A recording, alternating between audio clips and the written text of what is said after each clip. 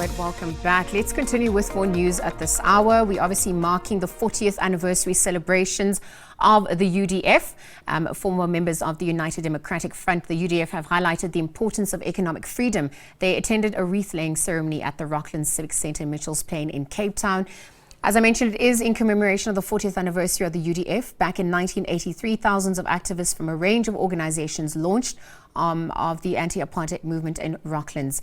Perhaps for more analysis, we're going to be joined by Dr. Ebrahim Harvey, political writer and analyst, to weigh in further. Dr. Ebrahim, good afternoon, and thank you for your time with us here on the SABC. Yes, good afternoon. Thank you, Lisa, for having me. So we just heard President Cyril Ramaphosa addressing the nation, and on the back of the sentiments echo, the 20th of August 1983, the UDF was obviously formed. And given their role in the liberation struggle, perhaps in transitioning into democracy, what was their impact? To date, what remains their relevance? Yeah, no, your question is twofold. Firstly, the UDF had a formidable impact. You know, in fact, to be honest with you, in the Western Cape in particular now, where it was formed, no previous organization, Abdusa, Unity Movement, no previous organization had managed to organize and mobilize such a vast range of people in action around their demands, you know, of the day and the anti-apartheid struggle.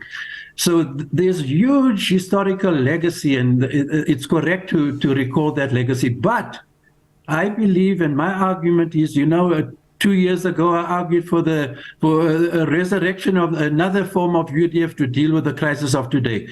Post-apartheid South Africa, in fact, you know, Liesel, if you look at what has happened, what the UDF stood for, and what has happened in post-apartheid South Africa, you know, under the rule of the ANC, I mean, there's fundamental contradictions, you know.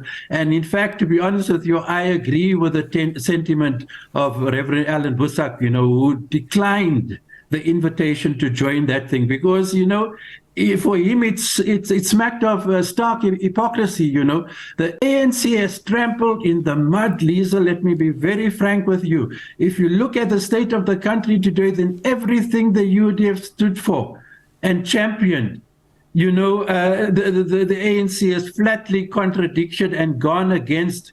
And I read very carefully Busak's reply to Popo Molefi's invitation, and I can concur completely with him. Liesel, but that mustn't take away the fact that we do like never before today. Everything is falling apart, Liesel. We need a UDF kind of organization to organize and mobilize people around it. We're sitting, for example, with the highest cost of living crisis ever: electricity, water, sewage, everything. In fact, you know what's the irony, Liesel, is that if you look at post-apartheid basic services in the township, the townships were better off, believe me, under apartheid. I was there. I mean, you took water, sanitation, everything, you know, except that, you know, we had very good services. They were weighted in favor of the white population and white-dominated municipalities. But now, in post-apartheid, when you have the right to vote and lots of a wide range of democratic freedoms, you have worse black poverty, inequalities, and unemployment than you ever had during the darkest days of apartheid, Liesel. And that is the biggest challenge to the ANC. And it is why, in objective terms, you know, attempts should be made to revive a UDF that meets the challenges of today. So on the back of that, how do we revive that spirit, the spirit of the UDF? Perhaps you could speak to the relationship of the ANC and the UDF, and really, you know, where to from here as we navigate the challenges that South Africa faces as we edge closer to the elections as well. Yeah, no, it's a very difficult thing, because I'll tell you something. I argued in the column 2 years ago. The chief driving force for the resurrection or restoration of a kind of UDF that we had during those days to meet the challenges of today, you need it to be driven by organized civil society, Liesel. This is the biggest problem. And in fact, one of the big things that happened post-1994 is that the civil society weakened considerably. There's been a bit of an attempt to restore it with certain things that took place this year. But it is this is the unfortunate thing. So in objective terms, you need a UDF kind of thing, but civil society is lagging behind the need to actually give rise to this kind of UDF. That I must say, however, that relates to what is happening on the ground, Liesel. The challenges that are thrown up by load shedding, electricity, every kind of crisis you can imagine that we're confronted with. That is the task that a UDF should be looking and addressing. But the bigger task is to actually form such a front, and this is the challenge, because it should be issuing from civil society. And you can see the state that civil society is in at the moment. But that's where you need to begin. We need to begin to rebuild a UDF within civil society.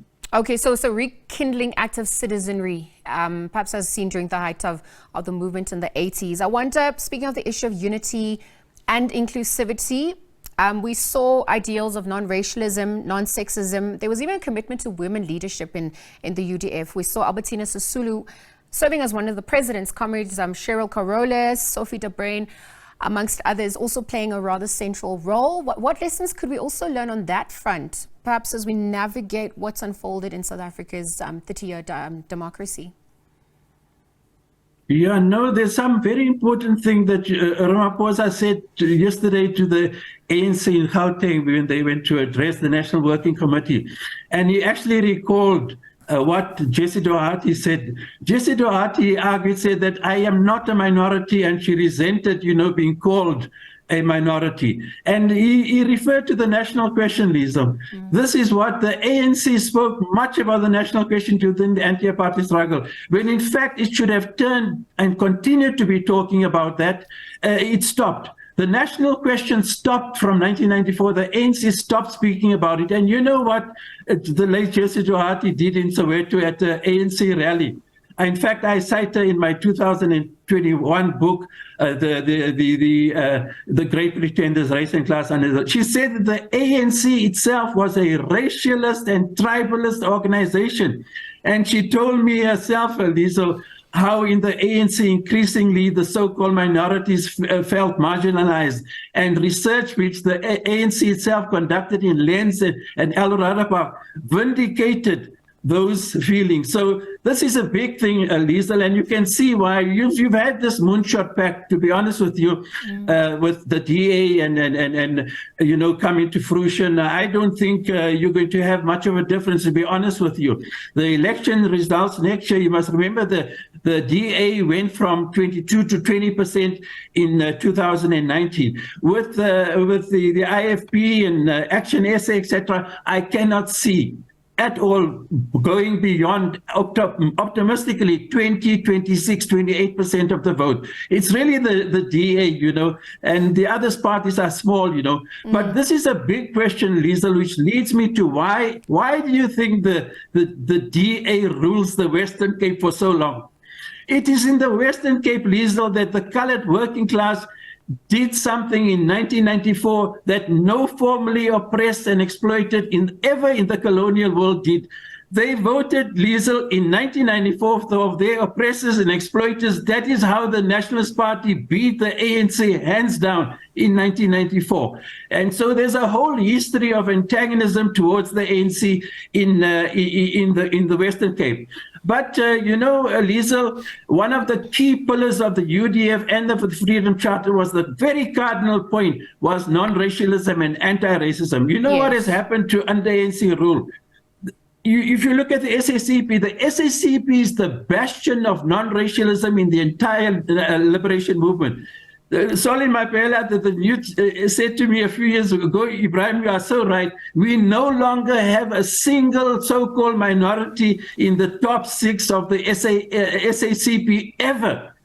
It is part of a growing Africanist, majoritarian chauvinism, Liesel. That is why Ramaphosa has been picking up on this and saying that the so-called minorities are feeling alienated by the ANC. And you'll see it in next year's results. I'm not wishing the ANC that they lose the election, but I think the minorities, so-called, are going to really, you'll see them in next year's election. They've never felt as alienated, Liesel, as they do today. So the national question lies in utter shambles in this country.